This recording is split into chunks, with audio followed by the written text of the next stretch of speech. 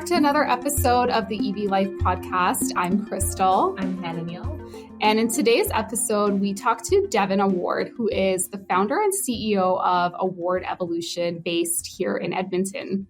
Yeah, so Award Evolution is an EV rental company. So they only rent EVs. They do rent hybrids as well.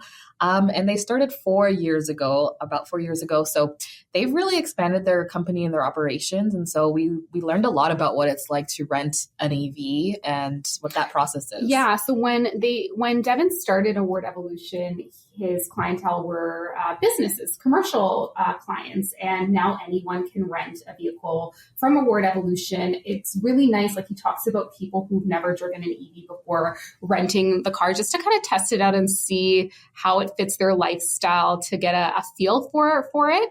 But, of course, also he has clients who are visiting Edmonton and they drive EVs at home and they want an EV while they're on vacation. And so we kind of delve a little bit into the different demographics and demands for EV rentals, as well as how the company is expanding.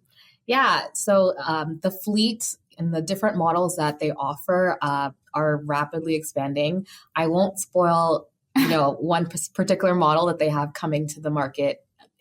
I've heard the car described as a spaceship, so that'll give you a little bit of a clue as to what the next vehicle that they'll be adding to their fleet is. But it was such a good conversation with Devon. Yeah, I really enjoyed that conversation, or listening to you have that conversation. Yeah, so let's just dive right into that interview. I hope you enjoy it. And if you have any thoughts on this episode, you can always share those with us in the EV Life group on the AMA mobile app. And I hope you enjoy my chat with Devon Award of Award Evolution.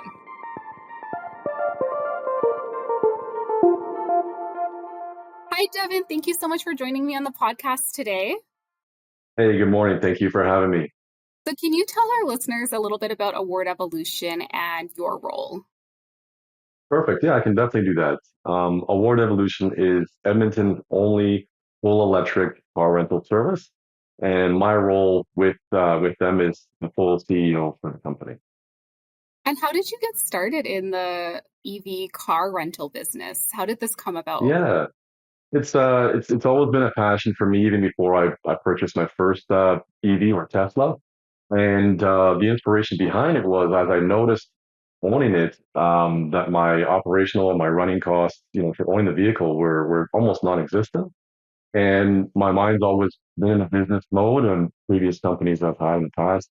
And I thought, who could kind of benefit from that, operating these vehicles with little expenses. So I actually started the company to rent to commercial clients only. Recently.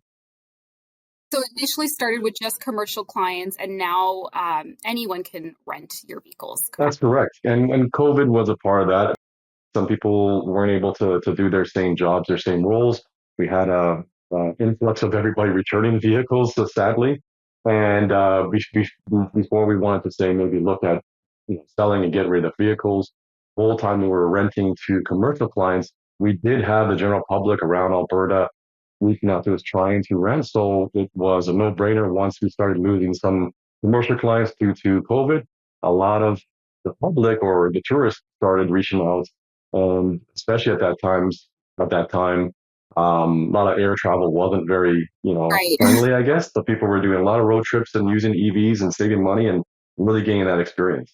I'm just curious to know what kind of commercial clients you had. Yeah, we had mostly Uber and Lyft when Lyft came in, as well as your standard food delivery service. So mostly rideshare and food delivery services.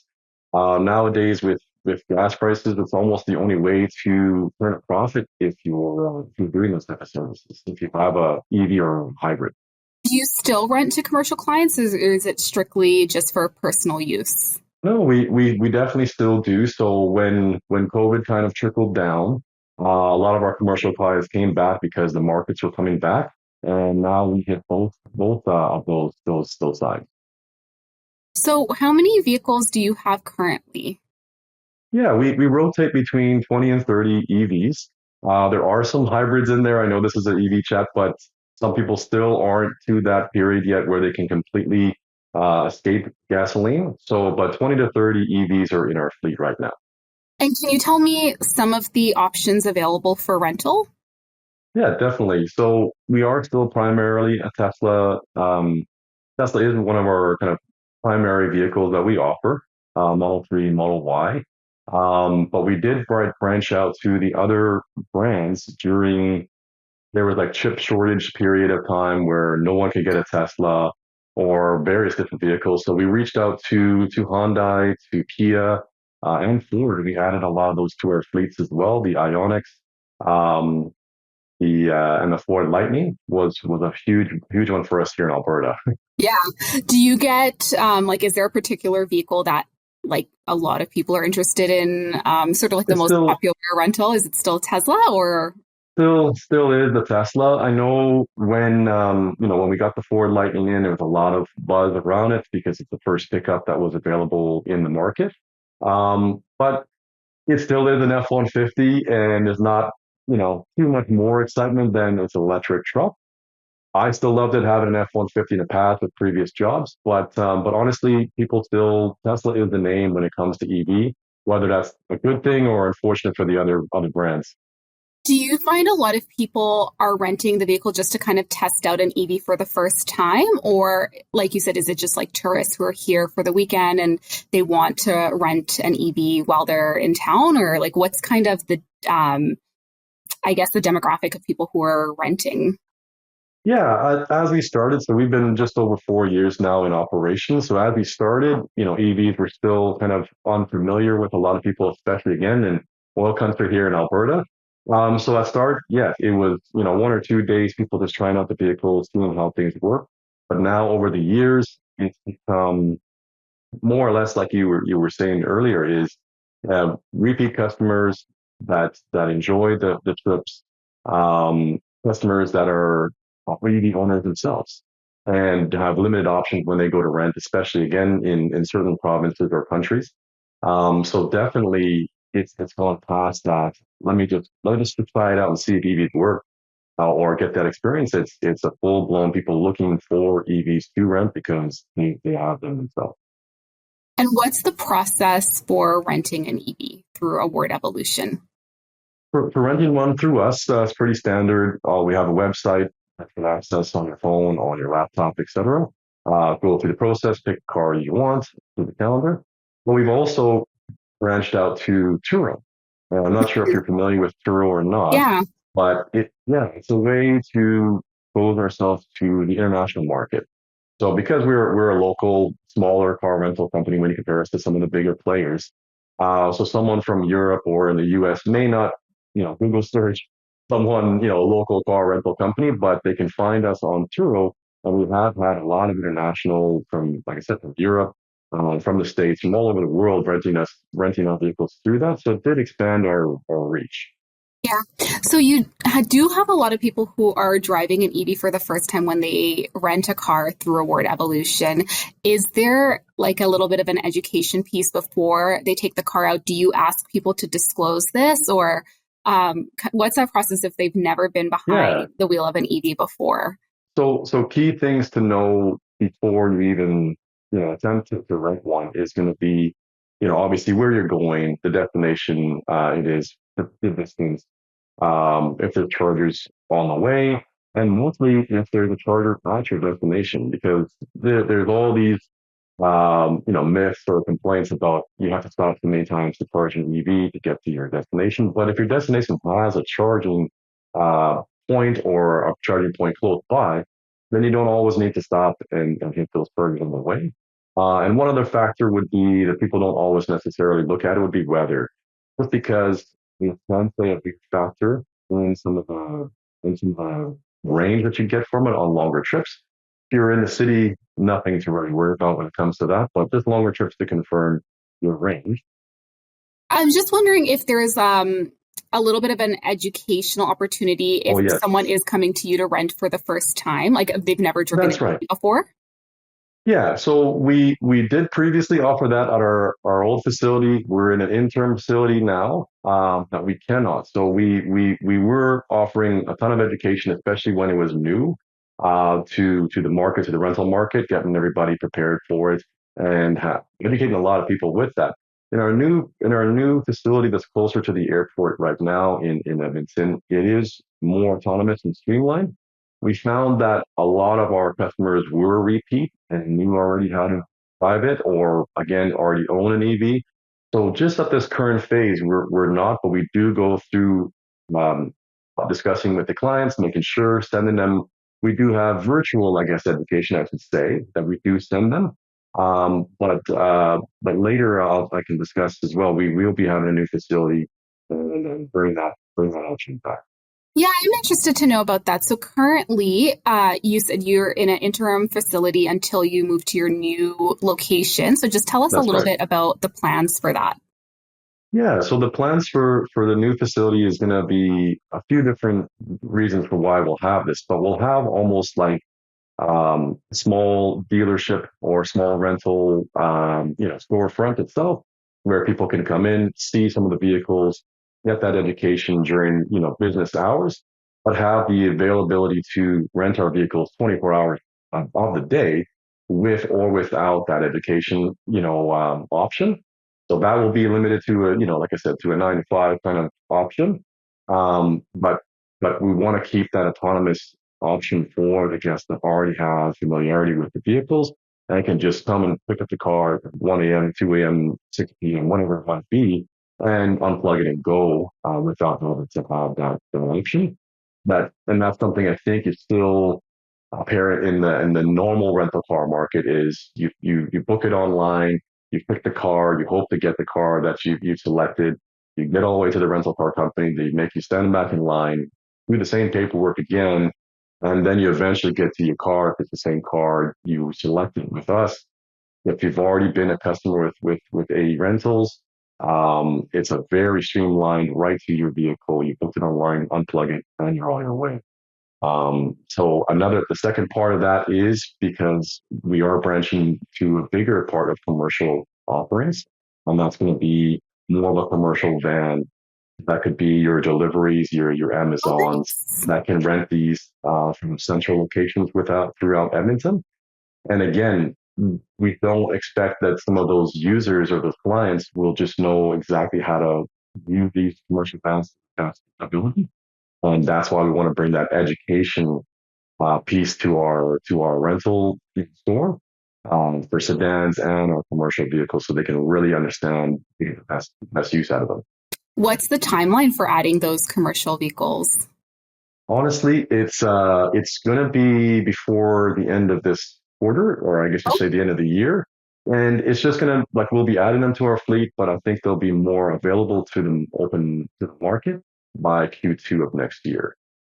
The big reason with that is to have the local or the central pickup locations for these vans. So we don't want to make it a hassle for those clients to visit our facility, come pick up the vehicle, to basically head back on the road where they just were. But we're going to have central locations in industrial areas where the vehicles will be parked and parking lots plugged in, and those same clients booking online or through the app can park their own vehicle or take the public transit, go to this central parking hub or charging hub, I should say, and basically, like I said before, unplug the van and be on their way, do their daily duties, whether it's deliveries for Amazon, multiple different uses, and bring it back, plug it in, and be on their way once they're done. I just want to ask about that because one of the other things with traditional car rental companies when you're renting an ICE vehicle is you need to fill up the tank to where it was when you picked up the vehicle. So is it Correct. similar for an EV? Do you need to We top up we the charging? A lot of people forget that because it's an EV. They just, oh yeah, was I supposed to fill this up again when I brought it back? So we do suggest or we do advise that the cars will be always provided to the client from 80% to 100%. So we do suggest that. Try and do your best to bring it back at the same level. Fully understanding though that there's a distance from the last place they charge you to our facility or drop off location. So we have some leeways there. So 4 years in now, what's the demand like for EV rentals? Yeah, so I think I was saying earlier too, the demand is high actually. We're speaking now about to get into fall, so you can have some people that are more hesitant when it comes to those colder months. But as I was saying too, was the EV sales have been growing over the past few years, and a lot of our repeat customers are EV owners themselves. And just like myself, when I had my first EV and I was traveling for work or for personal, and I needed a rental car and I just didn't want to rent an ICE vehicle. It's not nothing against it. I'm just used to paying for gas, having the features I have. So more travelers, whether again for business or for pleasure, they a lot of people from obviously Vancouver and BC, more EV users out there when they're traveling to Alberta for work, very limited on choice if they really want to rent an EV again. And that's the type of repeat customers we have. They really have no other option, in Edmonton itself. But I feel EV demand for rentals in general, especially in the warm climates, is up, definitely up. So you are based in Edmonton. Are there hopes and or plans already to expand to other municipalities? Definitely so. Definitely so. Calgary is a no-brainer. Of course, it's not too far away. A slightly bigger population in Edmonton. So that is right on our radars, and we've had talks with the city of Calgary to help move us over there as well. And another place that people wouldn't naturally think of first when it comes to electric vehicles or electric vehicle rentals would be Saskatchewan. And the reason for that is just say the whole province itself, because we'll work our way in, but it'll be again more of a bigger city, the bigger hubs. Because I'm tired of that even here in Alberta being the last on the list, for Canada, because of our heavy resource, province, um, it's a blind eye or a different eye gets turned to us when it comes to these environmental technologies or advances. We're kind of, like I said, last on the list, and so could possibly be Saskatchewan. So these are areas where that attract us, and we know they're growing markets and can really educate those cities on what EVs can do. Besides all the misbeliefs out there. Well, Devon, it was so nice talking to you. Thank you so much for coming on the podcast. Before I let you go, though, I want to know if there is one or two vehicles that you're really excited to add to the fleet in the future. So we do have two of our Tesla Cybertrucks that will be entering our fleet here real soon, before the end of the calendar year here, and we're in October. So those will be up for rent as well as short-term lease for commercial use. The renting will be for everybody, but there's very limited Cybertrucks out there, again, especially in Canada. And we were going to have that opportunity to let our clients try them out first, as well as any commercial clients looking to, get some brand exposure on that because, the vehicle's pretty hot right now. So that's probably the most exciting one that we have right now. That is exciting. So that's before the end of 2024, you'll have those available. That is correct. We'll have two of those available, and whether you love it or you hate it, but it turns their heads, right? Turns their heads. Have you driven one yet, or are you waiting on the delivery still? Only sat in one at one of the dealerships in the U.S., but very excited. Very excited for that. So we're so excited for you and for Award Evolution and to see how that progresses. Thank you again so much for coming on the podcast. Thank you very much for your time. Thank you so much for joining us for another episode of the EV Life podcast. Make sure that you're subscribed so you never miss an episode. And if you'd like to join the conversation, you can always do so in the EV Life group on the AMA mobile app. We'll talk to you in the next episode.